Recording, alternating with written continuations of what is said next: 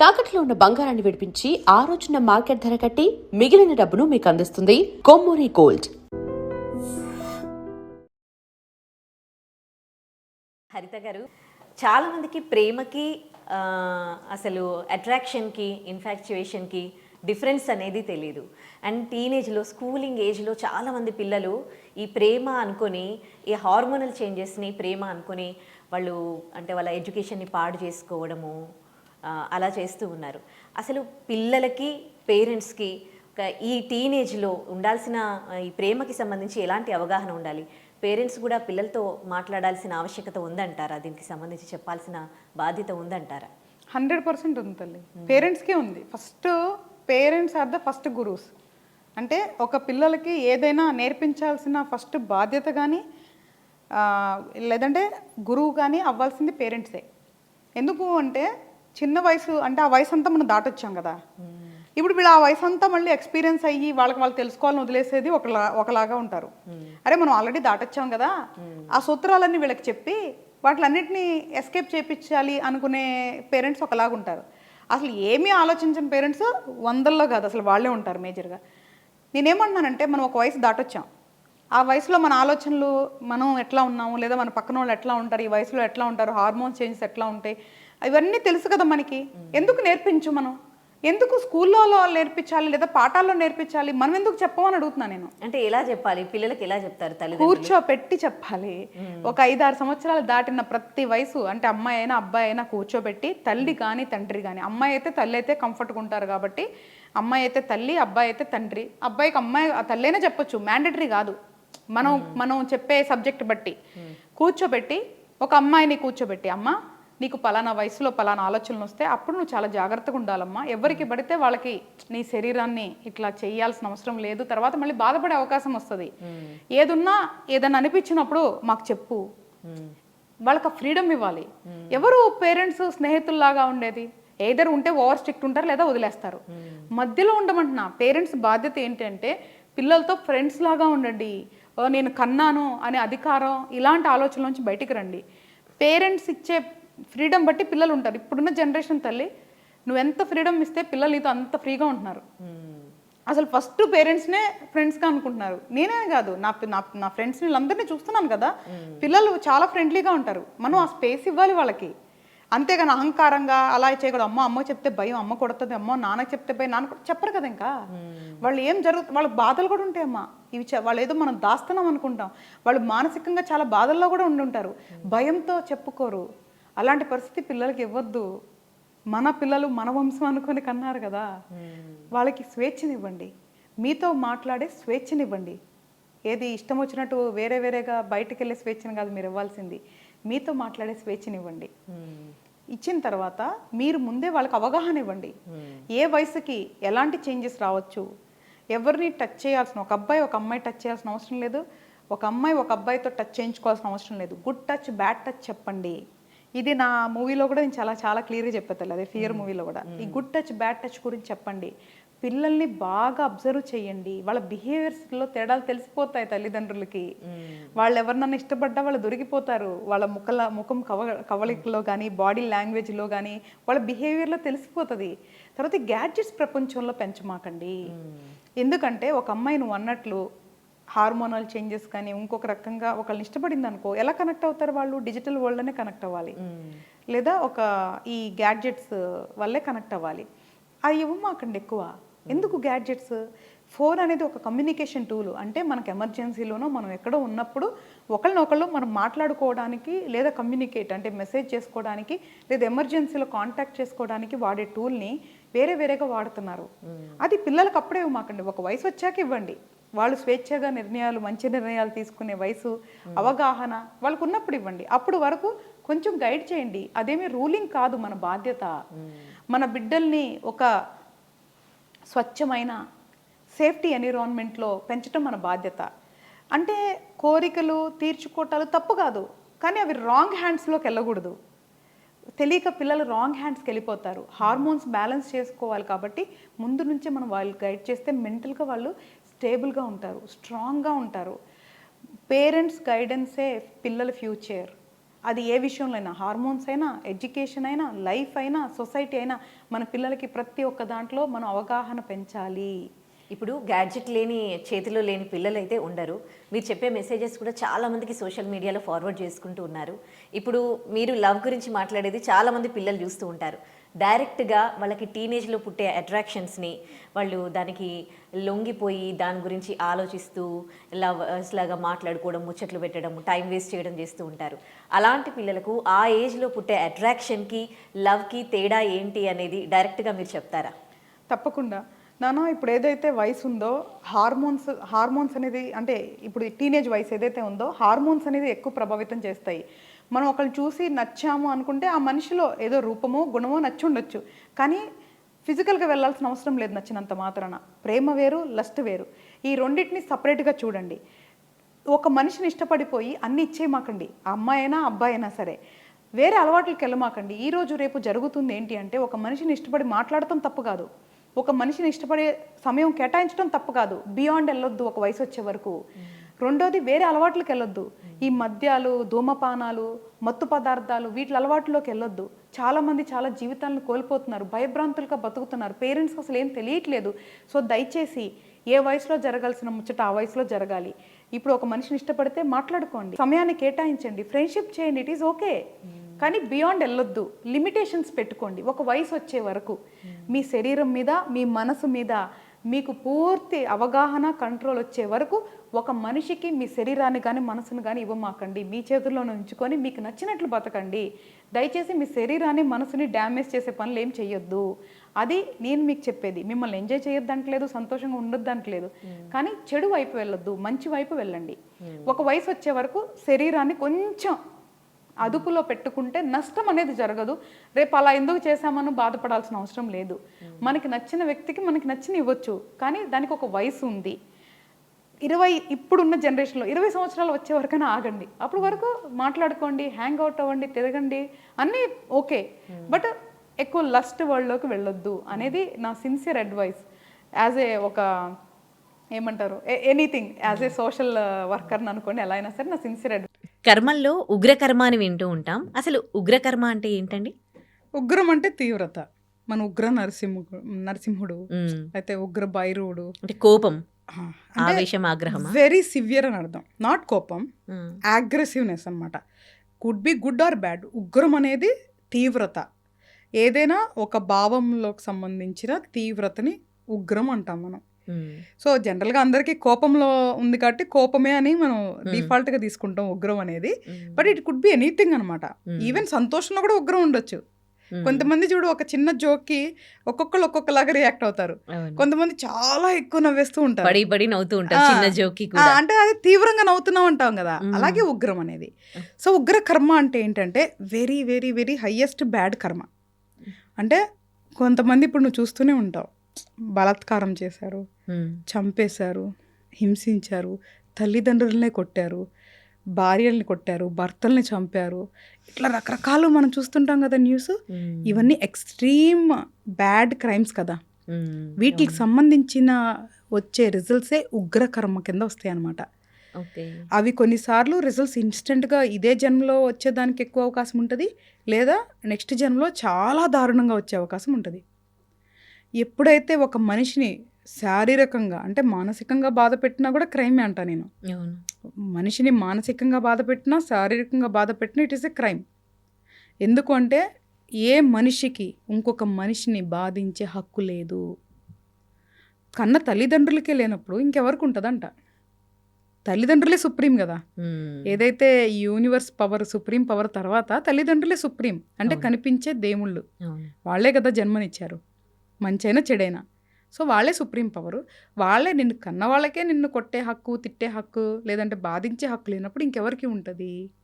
ఎవరికి ఉండదు.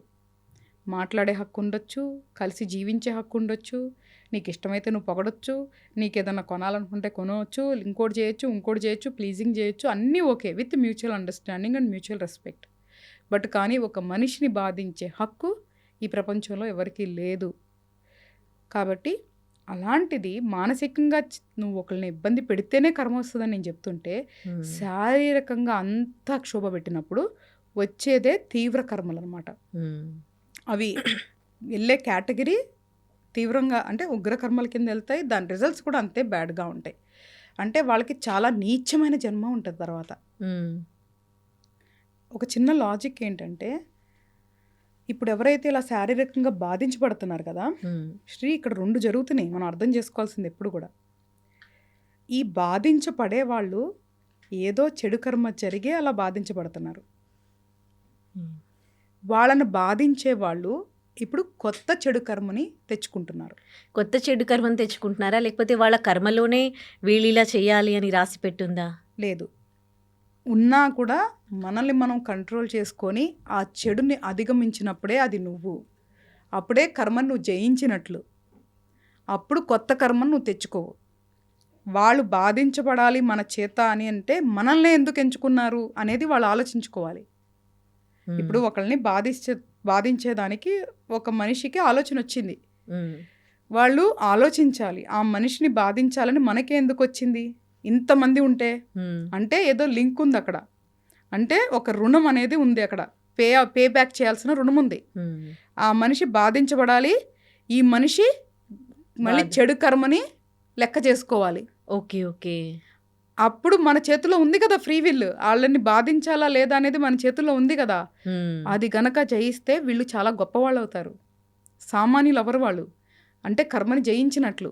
వాళ్ళని బాధించాలి అన్న తీవ్రమైన ఆలోచనల్ని కూడా మనం మన నిగ్రహ శక్తితో మనం గనక కంట్రోల్ చేసుకొని దాన్ని ఓవర్కమ్ అయ్యి వాళ్ళని గనక బాధించలేదు అంటే మనం కర్మని జయించినట్లు. నువ్వన్నట్లు ఆలోచన కర్మానుసారమే వస్తుంది, కానీ ఆచరణ నీ ఫ్రీ విల్. ఆలోచన కర్మానుసారం అంటున్నారా? అంటే ఒక మనిషి మంచిగా పుట్టాలా చెడుగా పుట్టాలా అనేది కర్మలో రాసి పెట్టలేదా? ఉంది కదా నాన్న, ఒక మనిషి ఎలా పుట్టాలనేది కర్మ నిర్ణయం అని చెప్తున్నాను కదా. కానీ ఆ క్షణంలో నీ ఆలోచనల్ని ఆపుకొని ఎలాంటి నిర్ణయం తీసుకుంటావు అనేది ఒక్కటే నీ చేతుల్లో ఉంది. ఓకే, ఆలోచన వచ్చేది కర్మానుసారమే, అంటే గ్రహాల వల్లే వస్తుంది ఆలోచనలు. ఓకే ఓకే, కానీ దాన్ని నువ్వు కంట్రోల్ చేసుకోగలవా అనేది లేదనేది నీ చేతుల్లో ఉంది. ఇప్పుడు ఒకళ్ళు ఉన్నారమ్మా, ఫర్ ఎగ్జాంపుల్ చెప్తున్నా, నా దగ్గర డబ్బులు తీసుకున్నారు, ఏది చాలా అవసరం ఉంది, ఆ పనో ఈ పనో ఏదో అబద్ధాలు చెప్పి నా దగ్గర డబ్బులు తీసుకున్నారు. వాళ్ళు డబ్బులు ఇవ్వలేదు. ఇవ్వకపోగా నాకు తర్వాత తెలిసింది వాళ్ళు నాకు అబద్ధం చెప్పారు, నన్ను మోసం చేసి నా దగ్గర డబ్బులు తీసుకున్నారు అని. వాళ్ళు డబ్బులు ఇవ్వట్లేదు. సో నాకు పరిస్థితులు బట్టి వాళ్ళు నాకు డబ్బులు ఇవ్వరని అర్థమైంది. ఇప్పుడు నేనేం చెయ్యాలి అనేది ఎవరు నిర్ణయిస్తారు? మీరే నిర్ణయించుకోవాలా కదా? మీరే నిర్ణయించుకోవాలి. నేనే నిర్ణయించుకోవాలి. నేనెవరిని అంటే మీ కర్మకి మీకు కూడా ఒక కర్మ ఉంది. ఎగ్జాక్ట్లీ, దానికి తగ్గ గ్రహాలు ఉన్నాయి. ఆ గ్రహాలు ఒక ఆలోచన క్రియేట్ చేస్తాయి. ఇప్పుడు వాడు నిన్ను మోసం చేశాడు హరిత, వెళ్ళి వాడికి బుద్ధి చెప్పు, లేదా వాడి మీద కేసు పెట్టు, లేదా నీకున్న స్థాయికి నలుగురితో కొట్టించు, లేదా నలుగురితో తిట్టించు, వాడు అజ్జే ఇజ్జే అని చెప్పి చెప్పొచ్చు. మీకు థాట్స్ వస్తాయి, రావచ్చు. కానీ వద్దు, వాడు నన్ను మోసం చేయటం నా కర్మలో భాగమైనప్పుడు నేను మంచిగా మాట్లాడి డబ్బులు తెచ్చుకోవటం ఒక మార్గం, వాడు రియలైజేషన్ ప్రాసెస్కి వెళ్ళేలాగా చూసుకొని వెయిట్ చేయటం ఒకటి మార్గం, వదులుకోవటం ఒక మార్గం. అంటే చెడు కాకుండా, లేదు నలుగురు పెద్దల్లో కూర్చోబెట్టో, లేదు ఒక పోలీస్ స్టేషన్లో ఒకరితో భయపెట్టించో మన డబ్బులు పద్ధతిగా తెచ్చుకోవటం ధర్మయుద్ధం. నేనేం చెప్తాను ఎప్పుడు, ధర్మయుద్ధం చేయటం తప్పు కాదు. అధర్మ మార్గంలో చట్టాన్ని నా చేతుల్లో తీసుకోవటం మాత్రం అధర్మం. అది ఇక్కడ జరిగిద్దిగా ప్రాసెస్. ఇది కంట్రోల్ చేసుకొని, వాడు ఇలా నన్ను మోసం చేయటం నా కర్మ కాబట్టి నేను అనుభవించేసిన, ఇప్పుడు వాడు నన్ను మోసం చేయటం వాడి కర్మ, వాడు అనుభవిస్తాడు. డబ్బులు తెచ్చుకోవాలా లేదా అనేది నా ఫ్రీ విల్. తెచ్చుకోవాలనుకుంటే పద్ధతిగా తెచ్చుకోవాలి, లేదంటే వదిలేసేయాలి, ఇంతే. ఎందుకు అంటే నేను అందరినీ ఇప్పుడు అలా చెప్పామనుకో, మేము మన కష్టపడిన డబ్బులన్నీ ప్రజలు సొమ్ము చేయాలా, పడేయాలా, ఇదా అంటాం. ఇదే నేను అన్న అహం అంటున్నా. ఎవరిచ్చారు నీకు ఆ డబ్బులు? ఎక్కడి నుంచి తెచ్చుకున్నావు ఆ డబ్బులు? పుట్టినప్పుడు తెచ్చుకున్నావా, పోయేటప్పుడు తీసుకెళ్తావా? ఇది కదా ఆలోచించాలి. అలా ఆలోచించుకొని వదులుకోమని చెప్పట్లా, ప్రయత్నించమంటున్నా. సన్మార్గాల్లో వదులుకోమని నేనేం చెప్పను, సన్మార్గాల్లో ప్రయత్నించండి, చెడు మార్గాల్లో వెళ్ళొద్దు, వాళ్ళని దూషించొద్దు, వాళ్ళని తిట్టొద్దు. మన నోటి నుంచి వచ్చే ప్రతి చెడు పదం మనకే చెడు ఇస్తుంది. వాళ్ళని తిట్టేసాం, అబ్బా కడుపు ప్రశాంతంగా ఉండదు. ఇప్పుడు నువ్వు చాలా మందిని చూడు, ఎవరన్నా మీదన్నా రూమర్స్ చెప్పేస్తే అబ్బా వాళ్ళే ప్రశాంతంగా ఉందనుకుంటారు, ఎవరన్నా తిట్టేస్తే ప్రశాంతంగా ఉందంటారు. కాదు, అది చెడు కర్మకి మొదటి బీజం. మనం ఒకళ్ళని దూషించినా, అది వాడికి వినపడినా వినకపడకపోయినా చెడు కర్మే. నేను ఎప్పుడూ అందరికి ఇదే చెప్తుంటా. ఒకవేళ ఇప్పుడు నేనున్నాను తల్లి, ఉదయం లేచిన దగ్గర నుంచి నా పని నేను చేసుకుంటున్నా, నా డబ్బు నేను సంపాదించుకున్నా, నా తిండి నేను తింటున్నా, నా బతుకు నేను బతుకుతున్నా. ఎవరో ఎక్కడో నా గురించి ఎక్కడో మాట్లాడారు, నేను ఇలా నాకు సంబంధం లేదు, నువ్వు అనుకుంటున్నావు అవి పని చేయవని, దానికి సంబంధం చెప్పేదే కర్మా సిస్టమ్, నేను చెప్పను. అది చాలా బలంగా ఉంటుంది. నేను ఎక్కడ ఎంజాయ్ చేస్తాను, నా లైఫ్లో ఎంజాయ్ చేశాను అంటే, ఎవరు ఇబ్బంది పెట్టకుండా, మనం కష్టాలు పడకుండా, మోసపోకుండా, ఏ జీవి కూడా ఒక జీవితాన్ని అనుభవించడం చాలా కష్టం తల్లి. ఎక్కడో చాలా అదృష్టవంతులు, అంటే కర్మానుసారం చాలా అదృష్టం చేసుకున్న వాళ్ళు తప్ప అందరికీ అవకాశాలు దక్కవు. అన్నీ మనం ప్రాసెస్ అవుతాం.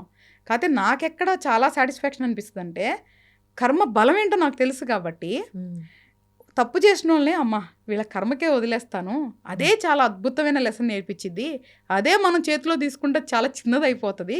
సో కాబట్టి కర్మనే వీళ్ళకి చాలా మంచి లెసన్ ఇవ్వాలి అని చెప్పి కర్మకు వదిలేస్తూ ఉంటా ఆ చిట్టా అంతా. మధ్యలో నేను ఇంటరప్ట్ చేశాను అనుకో, పెద్ద శిక్ష చిన్న శిక్షతో అయిపోతుంది. Okay, so let them talk. వాళ్ళ కర్మను వాళ్ళు మూట కట్టుకొని. నేను అప్పుడు అనుకుంటాను అనమాట, ఇంకొక ఎప్పుడు కూడా అంటే ఇప్పుడు ఇంత ఫుల్ డెవోషనల్గా ఇలా రాకుండా చాలా నార్మల్గా ఉన్నప్పుడు కూడా నేను అందరికి ఒకటే చెప్పేదాన్ని, నీ కర్మ కాలితే నా గురించి మాట్లాడతావు, నీ కర్మ కాలితే నా గురించి ఆలోచిస్తావు అని చెప్పేదాన్ని. ఎందుకు అంత గర్వంగా చెప్పేదాన్ని అంటే, నిరంతరం ధర్మాన్ని దైవాన్ని నమ్ముకున్న వాళ్ళం, ఎవరికి చెడు చేయని వాళ్ళం, ప్రకృతిలో భాగంగా ఉంటాం అనమాట. సో మన గురించి మాట్లాడిన వాళ్ళకి చాలా ఇన్స్టెంట్గా వచ్చేస్తుంది. సో అలాగా కర్మ అనేది దాని పని అది చేసుకుంటుంది. ఆ సిస్టంలోకి మనం వెళ్ళి ఇంటరప్ట్ చేయొద్దంటున్నా, నన్ను నమ్మమంటున్నా, కర్మకు వదిలేయమంటున్నా వాళ్ళని. చాలా అద్భుతమైన లెసన్స్ నేర్పిస్తుంది. కాకపోతే మనం అనుకున్నప్పుడు నేర్పించకపోవచ్చు, కానీ ఇన్ టైం నేర్పిస్తుంది. మనకి ఓపిక ఉండాలి. సో మనకి రివెంజ్లు వద్దు, మన మైండ్ వాళ్ళ గురించి ఆలోచించొద్దంటున్నా. దానివల్ల మనకి టైం వేస్ట్, దాన్ని స్ట్రెస్ అంటాం, దాని ఎక్కువైన తర్వాత డిప్రెషన్ అంటాం, మరీ ఎక్కువైపోయిన తర్వాత ఈ ట్రామాలు సైకలాజికల్ ఇష్యూస్ వస్తాయి. వద్దు, యాక్సెప్ట్ చేస్తే తేలికైపోతాం. ప్రయత్నిద్దాం కానీ యాక్సెప్ట్ చేద్దాం అన్నా. నేనేదో చెడు కర్మ ఉండబట్టి వీళ్ళ చేతుల్లో మనకి ఇలా జరిగింది, ఇది ఫస్ట్ యాక్సెప్ట్ చేద్దాం. సరే, న్యాయ పోరాటం చేద్దాం, లేదా కాలానికి వదిలేద్దాం. ప్రయత్నించిన తర్వాతే వదిలే కాలానికి తప్ప చట్టాన్ని చేతిలోకి తీసుకోవద్దు, కర్మ సిస్టమ్ని ఇంటరప్ట్ చేయొద్దు, వాళ్ళ గురించి ఆలోచించి మన సమయాన్ని వృధా చేసుకోవద్దు. ఈ ప్రపంచంలోకి మనం ఏం తీసుకురాలేదు, మనం ఏం తీసుకెళ్ళాం, ఈ ఒక్క నిజాన్ని అంగీకరించండి. ఏది నీది కాదు. ఈ శరీరం ఈరోజు ఒక తల్లిదండ్రులకి ఒక స్థలంలో పుట్టింది, మరు జన్మలో ఎక్కడ పుట్టిందో, ఎవరికి ఎలా ఉంటావో తెలీదు. కాబట్టి నీ మరు జన్మని నువ్వే రాసుకో, అది ఇప్పుడు నీ చేతుల్లో ఉంది. ఇదే నేను తెలియచేయాలి, అందరికీ తెలపాలి అనుకుంటున్నా. నేనేమి మూర్ఖత్వంగా లేదు అంటే మూఢనమ్మకాల్లో ఉండమని నేను చెప్పట్లేదు, ప్రాక్టికల్గా ఉండమని చెప్తున్నా. మంచి విషయాలు మేనిఫెస్ట్ చేసుకోమని చెప్తున్నాను. మేనిఫెస్ట్ అనేది మన దాంట్లో లేదు కదా, దట్ ఈస్ సైన్సే కదా. విల్ పవరు మేనిఫెస్ట్ అన్నీ కూడా యూనివర్స్కే కదా. సో మనం మంచిని ఏదైతే ఇప్పుడు సింపుల్ తల్లి, నువ్వు యాపిల్ ఇత్తనం వేస్తే యాపిలే వచ్చింది కదరా, వెరీ సింపుల్. అట్లాగే నువ్వు మంచి ఆలోచనలు పెడితే మంచి జీవితం వస్తుంది, చెడు ఆలోచనలు అయితే చెడు జీవితం వస్తుంది, అంతే. కాబట్టి మన ఆలోచనలన్నీ కూడా ఎంత ప్యూర్గా ఉంటే, మన మనసు ఎంత ప్యూర్గా ఉంటే మన లైఫ్ అంత బాగుంటుంది. మేబీ సక్సెస్ లేట్ అవ్వచ్చు, కానీ సక్సెస్ మాత్రం కంపల్సరిగా అవుతారు. నెక్స్ట్ లైఫ్ కూడా బెటర్ ఉంటుంది. కాబట్టి ఇంటెన్షనల్గా ఎవరికేం చేయొద్దు. అందుకే ఉగ్రం కర్మ అంటే, ఉగ్రం అంటే తీవ్ర కర్మలు, ఇట్లాంటి ఎక్స్ట్రీమ్ బ్యాడ్ చేసే వాళ్ళకి అవుతుంది. కాబట్టి ఎవరికన్నా కోపం వస్తుంది, ఒకళ్ళ చేత బాధించబడినప్పుడు వాడిని చంపేయాలనిపిస్తుంది. మాటల వరకు, ఆలోచన వరకు ఆపేయండి, తప్పలేదు. దాన్ని జయించి ఎగ్జిక్యూషన్ చేయకపోతే చాలా గొప్పవాళ్ళు వాళ్ళు. అలా క్షమించేస్తే కాలం చూసుకుంటుంది వాళ్ళని. కాబట్టి మంచి మనుషుల్లాగా బతుకుదాము, మనుషుల్లాగా, మృగాల్లా కాకుండా మనుషుల్లాగా బతుకుదాము అనేది నా బాటమ్ లైన్ మెసేజ్ అనమాట. రైట్ అండి, థ్యాంక్ యూ సో మచ్ అండి, చాలా విషయాలు తెలియజేశారు. థ్యాంక్స్ అమ్మా.